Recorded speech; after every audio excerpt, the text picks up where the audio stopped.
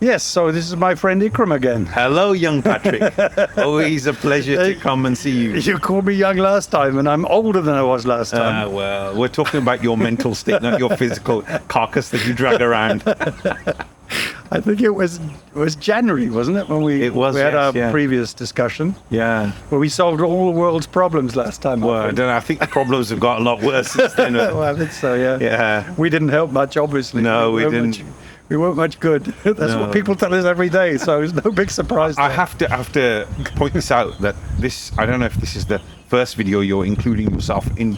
Almost. I was in my last video, which was the return to Corey's house, which he completed a couple of months ago. I appeared for mercifully very few seconds in a very sweaty shirt in the last video. So it was not quite the first one where I'm actually in front of the camera. And depending on how this one turns out, I may or may not appear in future in front of the camera. So I think from the get-go, I said that you need to come in front of the camera. Okay. There's three reasons off the top of my head. I'm sure there's more, but three I'm going to quote. One, I think when you've got a dynamic where two people are in the frame, it's just nice to see both people's body language. Okay. Obviously. Well, I'm not moving at all, so I'm not sure what the body language means. But you're giggling. Moving my hands around. You're giggling and you're smiling, which obviously speaks volumes. Number two, and this is a personal thing, so I don't want to belittle anyone or but I always found you the more interesting part of the coin when you interview a lot of your people. I mean, I'm not saying. In this case, it's definitely you're the more interesting one, but I found that when somebody's the interesting one and they're not in the frame, it kind of takes a little bit away from the video. Yeah. So your concept is that in future I should basically do monologues. I should do podcasts. I should become like, what's his name? George Galloway. I could do a. Well, I was thinking of Alan Watt. Actually, I was thinking of somebody more with more presence. You remember Alan Watt? What? I don't know who Alan Watt is. Well, you need to research. No, he's not. He's a philosopher, for one. Oh, okay. Well, I'm not. Yeah, he's I'm not. Back in the day. Okay. You probably were. Maybe before my time. Yeah, exactly. Yeah, you were probably just a little sparkle in your Yeah, I did. Exactly. Yeah, I was probably a toddler at the time. No, he's. I think he's from the 60s, 70s. Yeah. So, okay. Well. Yeah. You know what? Actually, what happened is that I left the UK. In 1980, I might have said this before, but in 1981, and I've just realised, I realised at the time, but it's about 20 years of my UK-type cultural experience which is missing, because in those days, this was the gap between terrestrial TV and obviously the internet, which didn't come until the 90s. Yeah. And satellite TV. So, and in the UK, we both got a UK connection. But actually a lot of culture, and I realized that in these discussions, a lot of culture is actually related to TV and TV personalities and soap operas and things that people watch on TV. Yeah. And when you live outside the UK, as I did for 30 years and more, and I haven't been back basically to live in the UK since 1981. So that's more than 40 years now. Yeah. Because so much of popular culture in the UK, I'm not saying your philosopher is one of those, but a lot of popular culture in the UK is related often very directly to TV. Yes. And there's sort of 20-year gap in my sort of UK TV exposure between living in the UK and the arrival of satellite TV, basically, where a lot of people who were there, like comedians. Yeah. For people in the UK, I mean, I think I got Blackadder about 15 years after everybody else. Okay. And there wasn't such a thing as satellite TV when they were first broadcast. Yeah. So people I met in the UK blabbed about Blackadder, and I didn't know what they were talking about because I wasn't living in the UK. I didn't know about what it was. So I'm just coming back to what you said. He may be one of those philosophers. He's an ITV icon. No, he wasn't. I mean, lots of people bring his talks into YouTube, but they were before most people's time. But speaking about celebrities, I was just going to add to that, and it's probably politically incorrect for me to say this, but we're in Thailand, and literally lots of things are politically incorrect here, especially for us Farang people. But I think there's been, and I really pains me to say this, there's been a dumbing down because you're right. The people now see philosophy through media and celebrities, which, you know, I mean, it's great to be an actor. I obviously couldn't be one. I never tried to be one, but I'm pretty sure I wouldn't have fit the bill. But I just think people who have lived life had a lot more to offer, whereas now it's celebrities offering, you know, I don't know, to young people a stance on life. Second-hand experience. And I don't think celebrities are the best people to say, no, these are the people who have lived and have experienced life. So no, I could be wrong, but yeah, I think I know where you.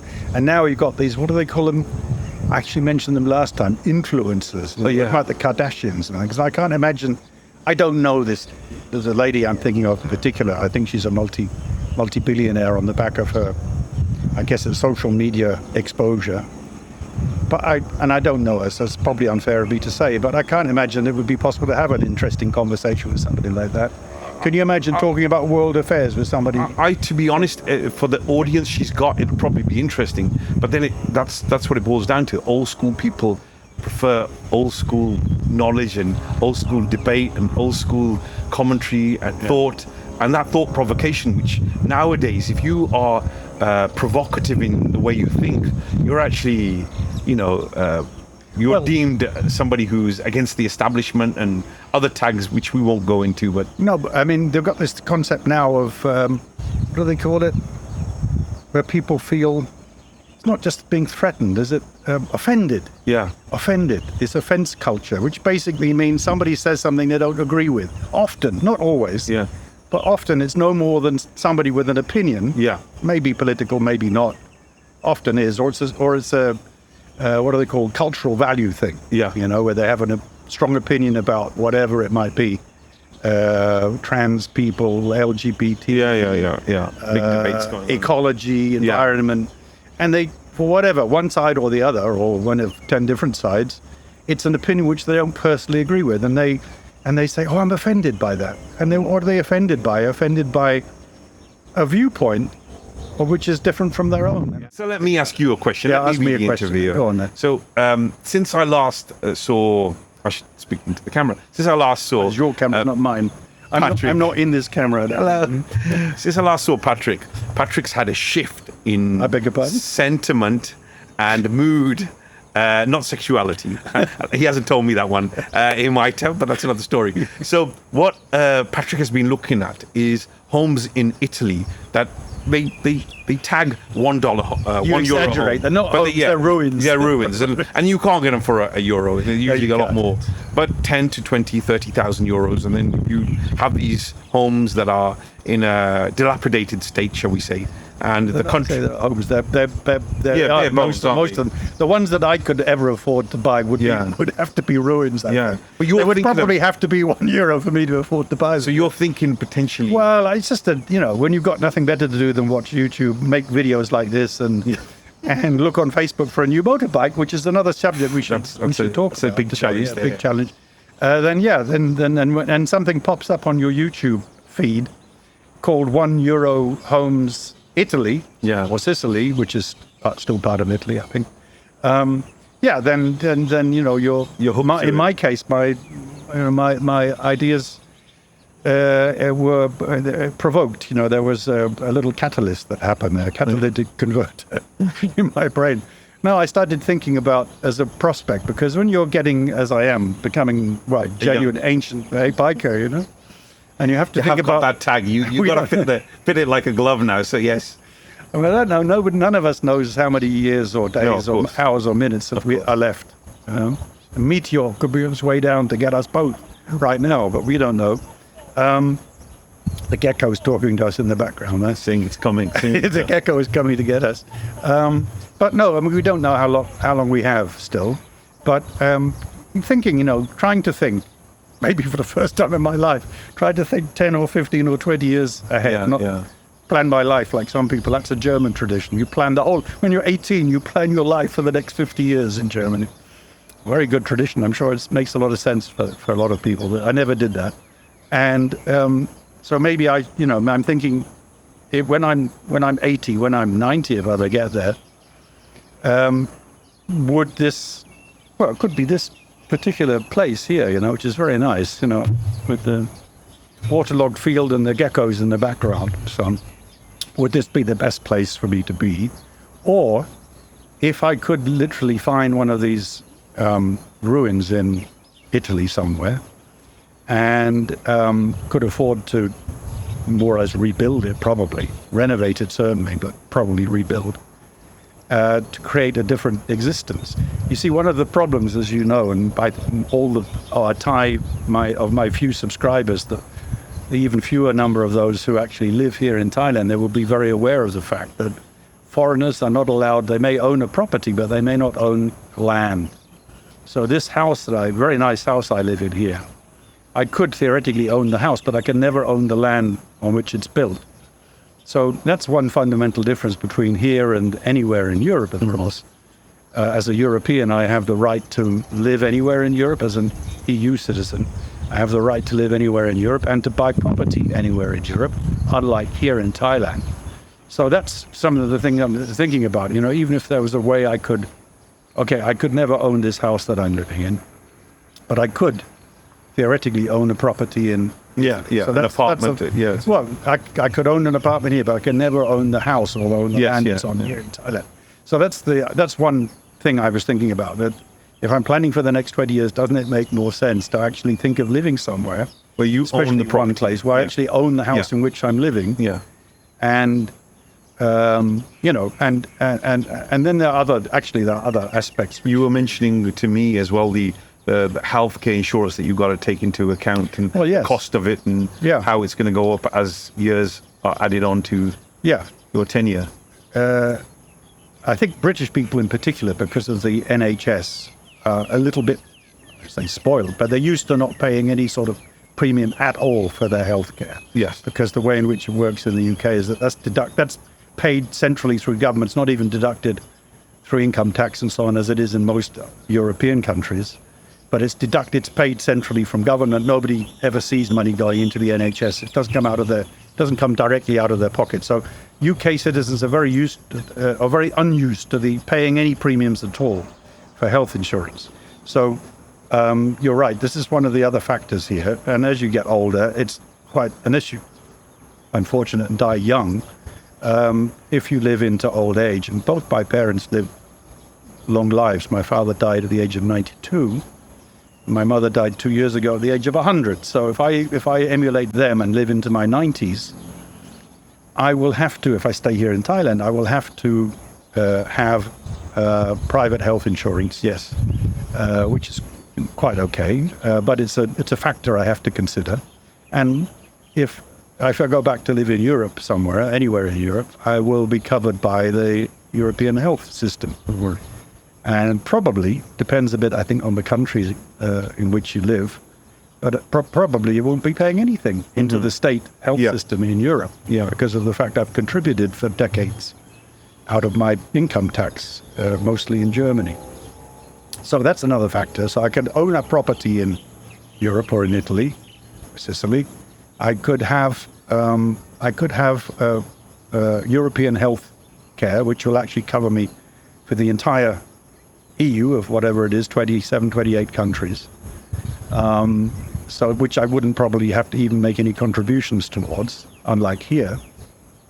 And I think the other thing, which we didn't actually talk about, is the whole sort of cultural thing. I mean, I spent a year trying to learn Thai, and I learned literally a smattering of Thai. I mean, it is obviously a difficult language, you know, with its own alphabet, its own script and characters and so on. And the language is obviously very different from any European language. And I didn't learn much, like most foreigners here, I didn't learn much Thai. But I think that's always a big barrier to living in any country. If you don't speak the local language, there's a limit to how much you can really feel that you're part of that. Rather than a guest, which is what we often find ourselves feeling. Yes. Or guests in this country. And I guess if you want to immerse yourself in the country, into the culture, you really don't want to be a guest. You want to be one of the as local as you possibly can. I think so. I mean, if I lived here, as I said, let's assume I'm going to live for another, who knows, several years, 10, 20 years. And if I stay in Thailand, I would like to think, not immediately, but in in the course of time that I would learn enough Thai in order to be able to talk, communicate at a certain level with local people, which I can't do at the moment. I lived in Germany most of my life, and my German is pretty well native fluent. You know, I can speak German more or less like a German person.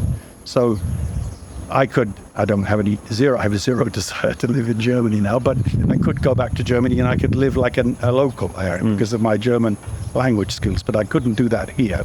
And if I went to live in Italy, I think I could learn Italian much more easily than I could ever learn Thai. Because you also speak French, and I speak French, and you have some understanding of basic Latin. Most Western European languages are related, all to more or less extent to each other, whereas in Slavic languages are in a different category. But when I lived in Czech Republic for 7 years, which has a Slavic language, Slavic people, Slavic language, that I discovered I didn't really appreciate that before I went to live there. That Czech, as all Slavic languages, has very little connection to the Western European languages that we speak, English, French, and German. Latin-based, yeah. Latin-based. They have no connection basically to Slav languages. But anyway, so I didn't learn much Czech. But if I went to live in Italy, I think, unlike here and unlike Czech Republic, I could probably learn Italian quite well. So I'm thinking in the next, if I went to live somewhere like Italy for the rest of my life, or for 10 or 15 years, I could assimilate probably much more effectively in Italy than I could probably do here in Thailand. And there's another issue, isn't there? Well, issue or positive to that move. That is, if you were to do something up, then there would be an opportunity to try to rent a part of the property out. Whereas here, because you're on a retiree visa, you are unable to earn any income in this country. Well, it's illegal, it's deemed. That's right. And so that the audience understands, sorry to interject, and this is more a jestful comment.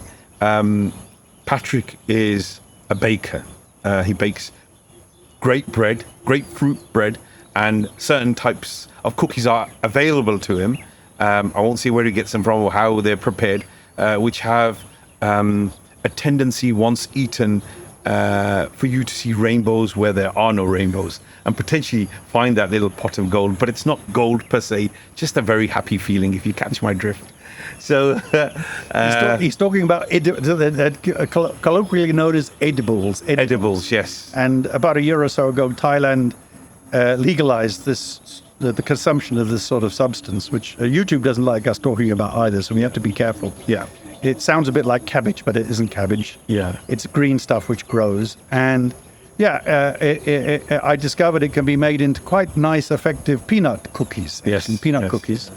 And a few of my friends have tried them here, and I must confess I tried them myself. I tried one or two, and I did find that they affected me. But having watched you consume, I think it was at least 5 or 6 of them. No, the first time was 7. Oh, 7, and it had no visible effect at all on you. I was convinced that as the purest evidence that you are actually a psychopath, that you are able to consume 7 very potent peanut cookies without having any effect at all on you. I'm either a psychopath or he's just weak. He can't handle his intoxication, shall we say. But to tell the audience what actually happened, Patrick said 2 are more than enough. So I had 2, nothing happened. And then he said one of his friends had 4 and literally was knocked out. Fell asleep very quickly. Yeah, so I thought, okay, let's try 4. Nothing happened. I tried a 5th one. Keep it in mind, they're really good cookies. I mean, regardless of what the ingredient is, as just cookies, they're really nice. So very Moorish, and I ended up eating 7. And so what happened was, I knew there was an effect because Patrick had 2, I had 7, but Patrick had this conversation, this line of conversation that was just, it was like somebody had ignited 10 boxes of fireworks. You know, when you see those movies and they blow up and they go everywhere, that's how he was conversing. He started one place, went off at a tangent, and I was thinking to myself, am I tripping here? Because why is he talking about this? And 2 seconds later he's talking about that. Then 4 seconds later he's talking about something else. Is it me? But it was actually Patrick. No, I think actually, now I have to revise what I just said. I think it was actually affecting you already, and that's why you had this idea that I had changed in some way. It was all in your imagination. I don't think so. But anyway, when I got back to my room, I did feel but the duvet was clinging me in a special way. So maybe I did have a little Too effect. much information there. Yeah. Well, But anyway, but you had the idea that I could open a stall on the high street and sell these things. You But so could. I would get in trouble for so many different things if I tried. no, I meant Sicily. Oh, in Sicily. No, Yeah, I but didn't then mean- I yeah, wouldn't be but- allowed to have that cabbage product in Sicily. That's Yeah, the that's difference. true, Not yeah. yet. Maybe by the time I ever got to live Yeah. there. Some countries in Europe are quite relaxed. Anyway, that's another subject. But yeah, that's. But you're coming back to what you said. I'm not thinking about peanut cookies in Sicily, because again, actually, the food culture would be another big argument. My friend Luigi, who comes from Sicily, is convinced he's very careful. He doesn't call it Italian food or Sicilian food. He calls it Mediterranean food. Okay. And he's convinced that Mediterranean food is not only the best in the world, it's really the only food worth eating, in his opinion. Mm-hmm. Which puts him off coming to visit me here in Thailand a bit, because he's convinced that, Thai food is probably inedible because it doesn't qualify as Mediterranean food. Right. But Sicilian food does have a wonder. I watched that recently too on YouTube. The wonderful culinary cultural history of Sicily, which goes back, if not to the Greeks, then to the Arabs at least, who came and colonized Sicily in centuries gone by, millennia gone by. So it has a very long and a great culinary history, culinary culture in Sicily. That's definitely one of the reasons that appears on my little checklist of reasons to live there. And something else I googled: the east side of the island of Sicily is actually the sunniest place in Europe. I mean, you look on the map and you see how close Sicily is to Malta, and Malta is to North Africa. It's certainly if Sicily were actually attached to the mainland, it would be certainly the sunniest mainland location in Europe. I'm not sure whether, what do they call it, Fuerteventura or somewhere like that is actually sunnier or hotter than Sicily, but it's certainly one of the That's hottest. more closer to the equator as well, because it's really just off Africa, isn't it? Yeah, that's even though it's part of. okay, Exactly. But anyway, it's climatically, in weather terms, I think Sicily would be one of the warmest places in Europe. And again, looking at the next, as I get older and more frail, and having to think about, you see here at the moment, I pay on average something like, it's 700 or 800 baht every month for my energy bills, Right. electricity, which is about $25 Right. a month. Yes, which is You know, negligible. Let's be you honest. go back to Europe and you're living, in Northern Europe, people these days are paying hundreds of the equivalent, hundreds of dollars or euros or pounds for their, especially in winter, of course, for their energy. Yeah. So that's another factor about southern Italy, is that it would be make it an attractive proposition or something worth thinking about. Because let's be honest, Northern Europe are using sort of resources for heating, aren't they? They're natural Yes, resources. you have to. And whereas you don't have that No. issue when you're closer to the equator. It's, I'm not far from the equator, and I don't actually use air conditioning. I don't like it much. Yeah. But I do use fans here, and that's normally enough for me. Of course, I don't need any heating, even in the so-called winter here, where temperatures drop in the daytime to about 25 degrees centigrade. Lovely. And stay very warm in the night as well, normally. There's no need for heating in north of Thailand. So so that's another factor. So you've got the food culture in Italy. You've got the Opportunity to purchase climate. property. Perhaps, it wouldn't be €1, but it would be very cheap. Yeah. I mean, this property is very cheap, but as I say, I can never personally own it. Health. Healthcare, health system. And the one other thing that, though I think Thailand has some wonderfully beautiful roads to venture down as a motorbike, but so does Italy. I mean, Italy is fantastic for riding motorbikes. And you've had this passion for a Moto Guzzi, so you can satisfy that as well. I mean, Perhaps, I mean, when what do they call, when push comes to shove, as they say. It may or may not be on the top of my list if I could ever afford to buy it. But actually, that's another thing. We were talking today because I I did sell despite the fact I'm wearing my Royal Enfield shirt here, I sold my Royal Enfield Classic Thank God. No, you say that. But 2 days ago, it was a lovely bike. It was a lovely. I enjoyed it, and I sold it to, which I think is very appropriate. And I should say at this point, a little plug from an upcoming video. I sold it to an Indian guy who is working here very legally with work permit at a luxury hotel resort very near here in the Golden Triangle here in northern Thailand. And so I thought it was very appropriate that an Indian chap should buy my Indian motorbike from me. And he's kindly agreed to do a little chat with me when he comes back from India next week in 2 weeks' time.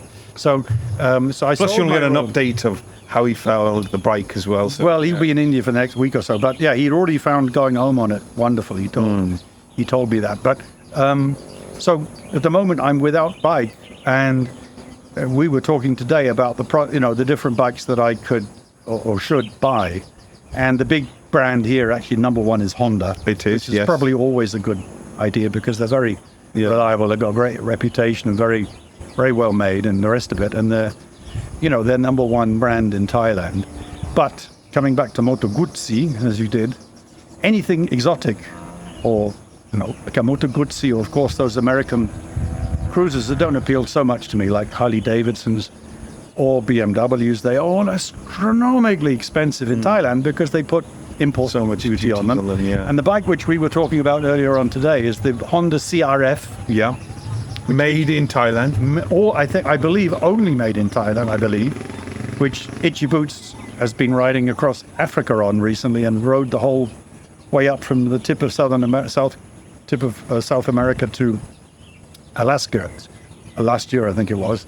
So that's a bike which you can take anywhere, and might be the bike I end up buying. But something like a Moto Guzzi or a BMW or a Harley Davidson, but especially Moto Guzzi or a BMW would be, well, I'd have to win the lottery, frankly, to buy one of those here in Thailand.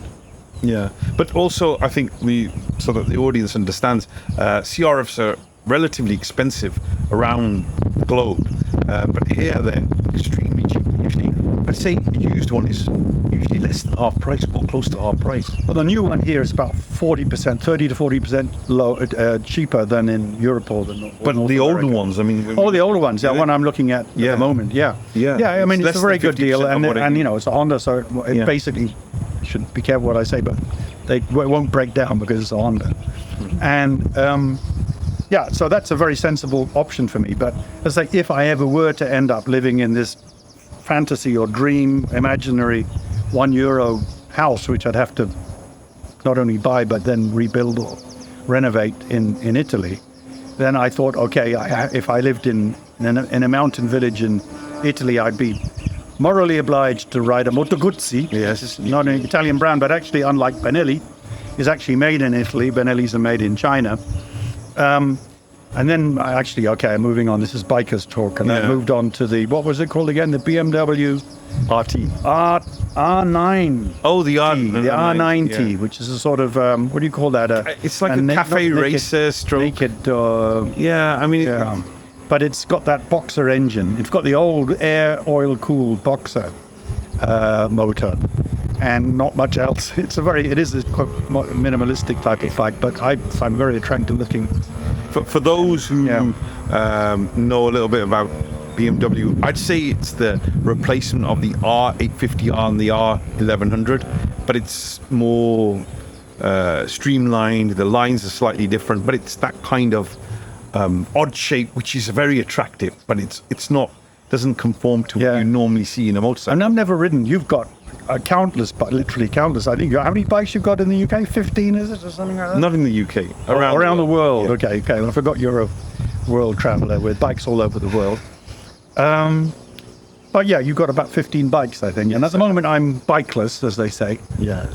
But I've never ridden a GS type, with the boxer motor, the BMW.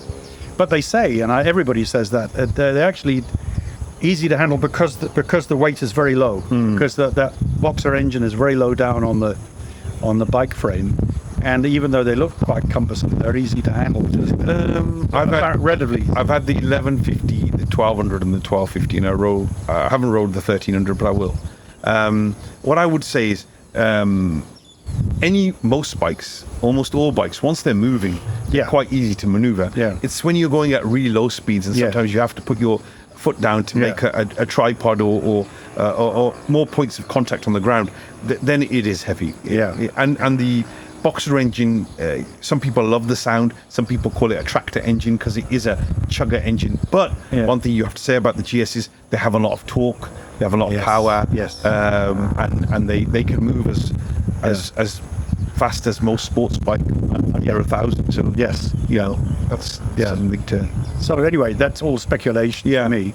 But yeah, if I ever had, if I made that decision, and I have no idea at the moment if I want to make that choice to move back to Europe, which I never thought a few months ago I'd ever consider again, but then yeah, and I have this imaginary property on a mountain hillside with a view of Etna in the background, not the flooded rice field with geckos in it, but probably Etna behind. This is nice too, guys. I've been to Mount Etna. It's very nice, but this is far better for me. But anyway, let's continue. But yeah, and as you were saying, one of the ideas I had was also to find a property which could be lends itself to having Yeah. a separate, Yeah. small rental apartment attached like to it. a granny flat for a. Because I actually did that when I lived in flat. Prague. I for about 3 or 4 years, I was a so-called super host on Airbnb. Right. I actually had a succession of about 3 or 4 different Airbnb properties, which I did when I looked in retrospect. Didn't make much sense. There's a huge amount of work involved in managing Airbnb properties, but that would be a way of creating a nice little income stream, Yes, I which, think as you so. said before, Yeah. would be strictly illegal in Thailand, even if this were a sensible location, which it definitely isn't. Here, way up in the Golden Triangle, on the outskirts of Chiang Rai, there are so few tourists up here. That it wouldn't, even if I were allowed to have an Airbnb property to offer for rent, it would be the wrong place to do it. Yeah. If I were down in Phuket or somewhere like that, Phuket, Bangkok, even if I were allowed to do it, that would make more sense, but not here. But in Sicily or somewhere in southern Italy, an attractive location, a small rental property attached to the one I've done myself where I live, could create a nice life. That would be also a lifestyle decision as well, to manage a small a rental property. So that's one of the. And I guess once you're settled in a place, other opportunities present themselves that you can't foresee right now because you're not there. But I mean, Sicily must be a very good place to hike, to ramble, biking, bicycles. I can imagine that. I saw some of the pictures of the areas that you were looking at, just even hiking in town because of all the steps and the undulating landscape. I mean, the options are a large in number, basically. Yes, I think so. Because last time when we met the first time, I think it was, like you said, either December or January, and we talked about your visit to Thailand, and not just Thailand, but other countries too, in order to visit orphanages. That's why you were here. Yeah. To bring mostly toys, I think you were bringing to the orphanages. No, it's toys and food. Toys and food. So I mean, I get rice delivered and the rest of the goodies because I'm on a motorcycle. I try to put everything on the motorcycle. Which, if you ever see one of my videos, you'll see that I basically load. I think it's it's close to 1,000 liters of product on my motorcycle. It's a scooter, a large scooter. So there's going back to the orphanages. There's 4 that I visit in Chiang Mai, 3 in Chiang Rai. There's a new one that I want to visit, but the video that I saw is in Thai, so I've passed it on to Patrick to see if he can decipher where that orphanage is, the name of the orphanage, so I can sort of make contact and see if I can visit them. And then it's Vietnam, Philippines, Kashmir, Pakistan. So 5 countries, it's numerous orphanages across 5. Yeah. But this time you're not right here in Thailand. You're not actually visiting any at the moment, are you? Here? No. So the funny story was I got some work offered to me. I had some work offered to me in Singapore, which I took on, and then there was a young lady. I've been doing this for 4 years. There was a young lady I met who was 13. in one of the orphanages, and she's now getting married. She's 17. She's no longer 13. No. She's getting married. She's 17, and the chap she's marrying is 19. And because I've been coming regularly, she asked the lady who runs the orphanage if I could come and, give them a blessing. And I felt extremely honoured.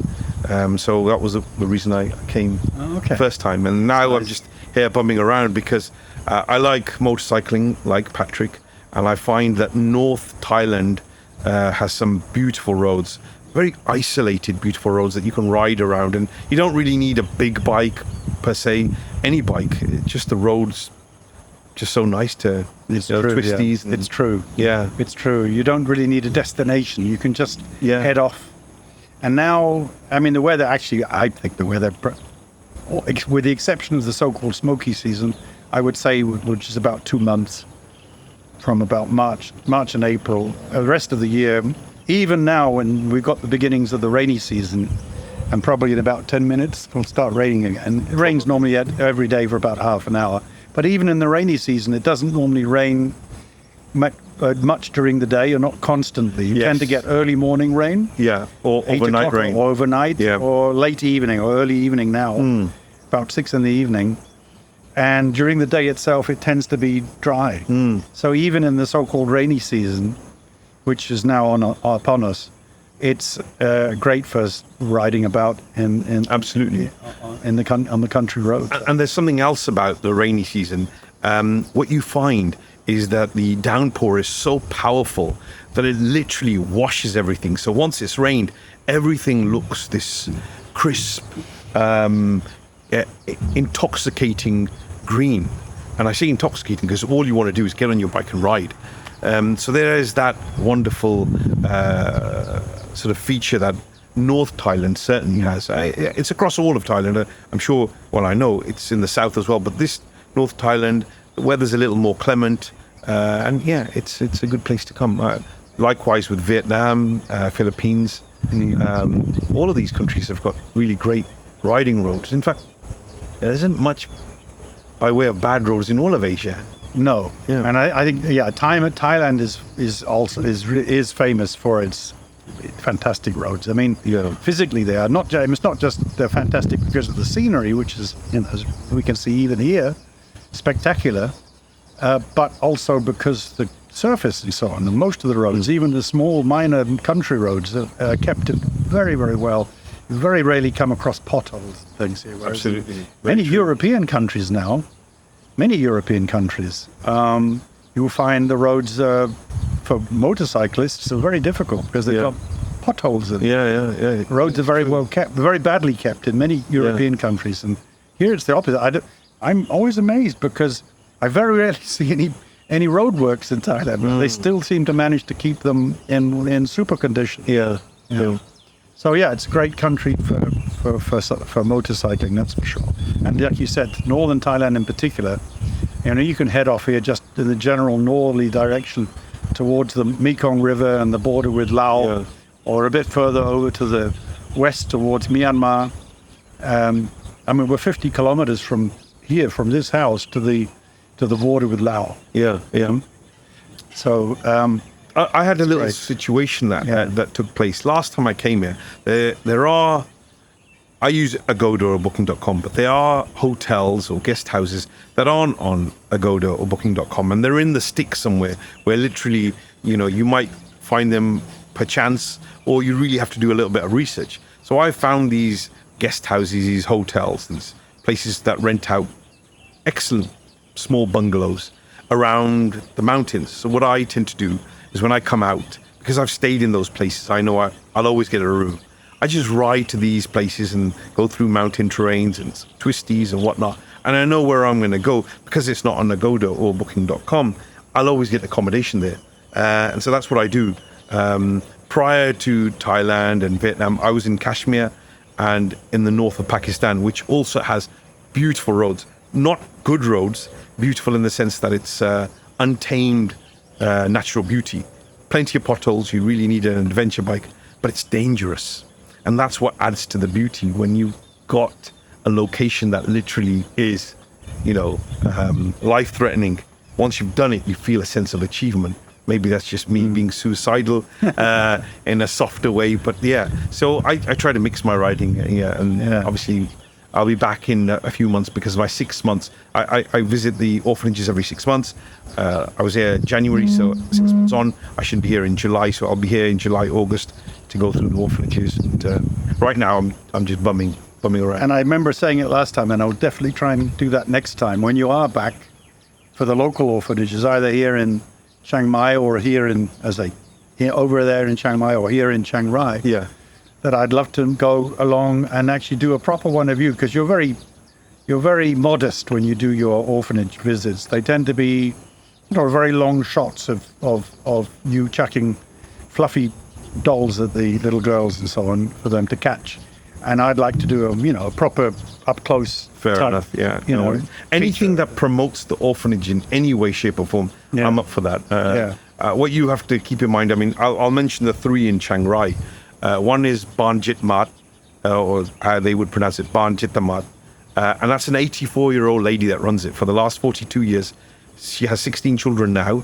It sort of changes. Sometimes it's a few more, sometimes a few less. But she's remarkable. I mean, 84 years and she's looking after those children. Nobody else, just her. And I remember the first time I visited that orphanage, Patrick, she said, you can record everything, but you can't record inside the orphanage. You can go visit and look inside, but you can't record. And I thought, what's that all about? When I went inside and I saw the state of the rooms inside, I realized she's on her own. Nobody helps her. The state of the rooms were bad. I mean, there was mold growing on some of the walls. But she's remarkable. And then there's another one that I visit, which is Ban San Rak. And there's a teacher, a crew that looks after about 30 kids. That's a little more organized. The teacher's probably in her mid-40s. And it's had funds from overseas. You can see they've got a computer room and whatnot. They don't really use it that much, but somebody donated money for a computer room, so that's what they built. And then there's another orphanage in Chiang Rai, just outside Chiang Rai, about 40 kilometers away, called the Kru Nam Foundation. That has between 70 and 90 children. And so you understand some of these children are not from Thailand. For example, Kru Nam Foundation, and I asked how many children speak Thai. Out of 75, 80 children, only 5 spoke Thai. So some of the kids are from Laos, some are from Myanmar. The situation that's forced them to come to Thailand must have been extremely dire. I know some of the situations. I don't want to share them on camera, but basically it's escaping child abuse, other stuff. So in terms of what you said, I'm humble about it.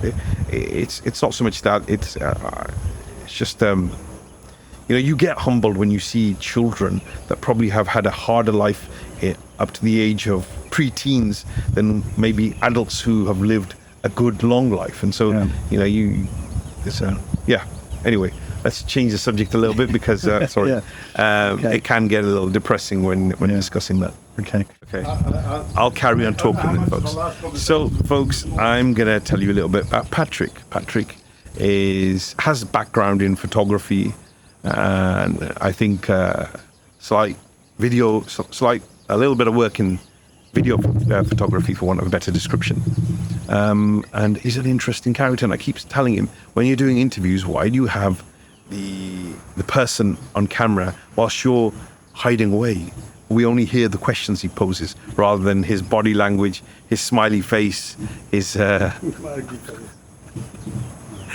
smiley face, not his ugly face. So I said you should come in front of the camera, and let's see how that pans out. So you're back again when? In July? In July, August. To be honest, there's something that's happening which I want to be on the inaugural journey. In Britain, they've organised this bus route from the UK to the border of China in Pakistan. And the person who's organising it was a chap that I assisted when he went to Iran the first time. So he asked for advice, and I said, look, if you're going to do that, if you give me a couple of extras over other people, then I'll come along. And because he knows I have a lot of travel under my belt, he said, what's the extra that you want? And I said, I want to bring an electric bicycle or an electric scooter with me so that when the bus stops, I can carry on traveling in that location with an electric bike or an electric scooter 30, 40 kilometers and then come back allows me to make some videos because I'm pretty sure that the bus trip will be quite fast, and I don't think they're going to do as much tourist things or tourist pit stops as I'd like them to. So that's the plan. And if I do that, then I'll come to Thailand maybe later, maybe end of August, September. Okay. So it's all... So anyway, we'll obviously keep in touch, and Sure. as I said before, I'll make a special one of mine, not just because you normally film them too, but in a different way. When you do your own, it's always difficult, I think, filming yourself. But Yeah. I will, have to get permission from the orphanage for me to turn up with my tripods and equipment and do a proper... They're okay with that. You can certainly come. If I say to them, I've got a friend, they will accommodate you, but you won't be able to record the children's faces close up. Is that the same everywhere like that? No, in Vietnam, they don't mind. They really want to know you before they give you permission. But if they know what you're going to do, like I think the last orphanage video I put on my channel, I put my plug in there, Biker Sam with a Y. I know it's a misspelling, but that's Biker with a Y, not Sam with a Y. Yeah. Sammy. So on that, the last video I did for orphanages was one in Vietnam. Absolutely remarkable orphanage. Children that run it. There are no adults. But that was really good. I was able to take pictures of the kids, but not too long, just a quick cursory recording. But here, that's why I keep the camera set back and don't really... well, I will do a bit of fly on the wall documentary. That could be the way to go anyway. I'm thinking, I said it once before, I was hoping to do, and that, unfortunately, I wasn't able to organize that, but I was hoping to do a documentary, little sort of fly on the wall type documentary about 3 sisters, Aka tribe. Aka, mountain tribe, girls who attend a local school here, just down the road from here, and have a very long and very interesting school day. They get up very, very early because they live in a mountain village. And I think they leave home at about 6 in the morning, take a bus to school, spend all day until 4:30 in the afternoon. And it's bilingual school, so they're doing a lot of English. They have a lot of lessons in English. And then, after school, they go back on the same bus to the village in the mountains, and then they have 2 hours of Chinese lessons. Wow. In the evening. Wow. So their day lasts from about 6 in the morning until about 8 or so in the evening. Remarkable. And have, let's say, all day, half the day at least, is English language lessons at school. Yeah. And then the 2 hours of Chinese lessons every great 2 languages to learn for the future. Yeah. Definitely. Especially here, because we're very close to, well, actually, if you went through, as the bird flies from here towards China, you're just a couple of 100 kilometers through Laos, through Laos, up towards Luang Prabang. And they're actually building here, which I think will be great. If I stay in Thailand, as I may well do, here in Chiang Rai, they're in the process of building a railway line to connect Chiang Rai for the first time to Bangkok and other cities in Thailand. And that railway connection, which they're building the station right now here in Chiang Rai, and they're building the line to connect to that station, of course. And in due course, that line is supposed to connect through Laos, through to Luang Prabang and into China. So if I stay here for the next 10 or so years, I imagine in 10 years or so, I mean, who knows? I mean, I hope there aren't any high-rise buildings here, but I certainly think if this city, and it's quite a sizable, it's 500,000 population here in Chiang Rai, and it's the northernmost city in Thailand. But if that city gets on the international railway network, and we connect through not just down to Bangkok, but up across to China, this would obviously have a very dramatic effect on the economy here.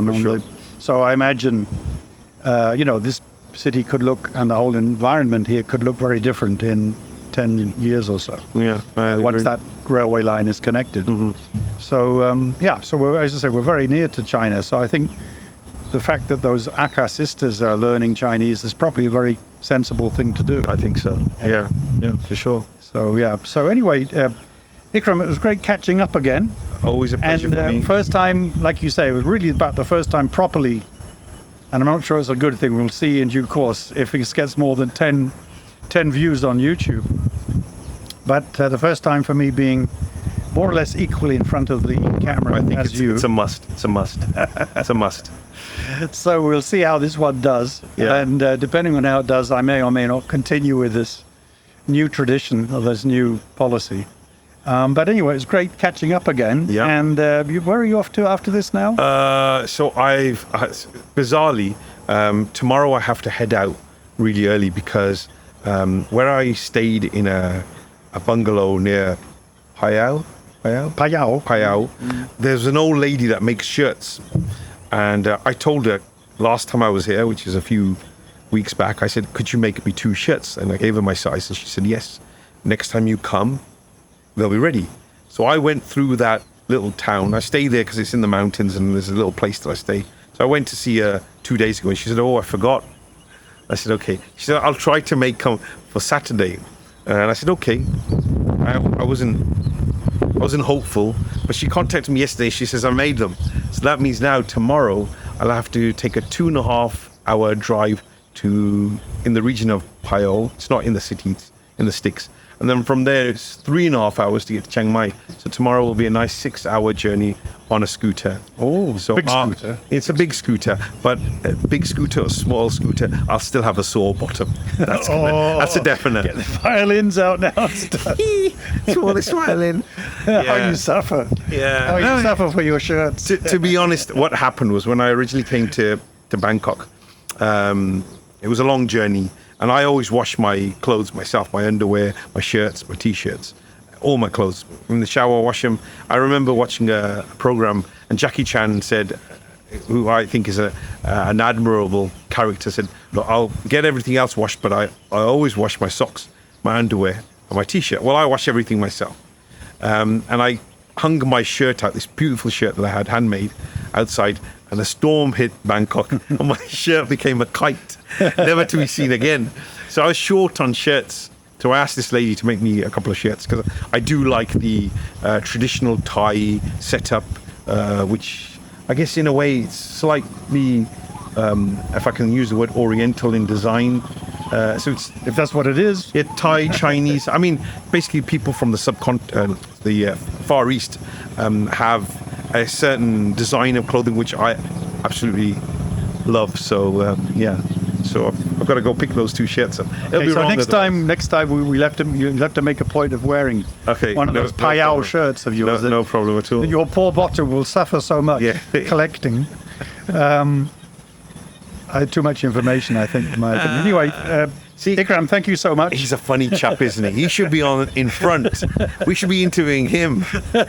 We should be interviewing him when he doesn't know he's being interviewed. Trust me, he's a lot more funnier, but it's a little risky.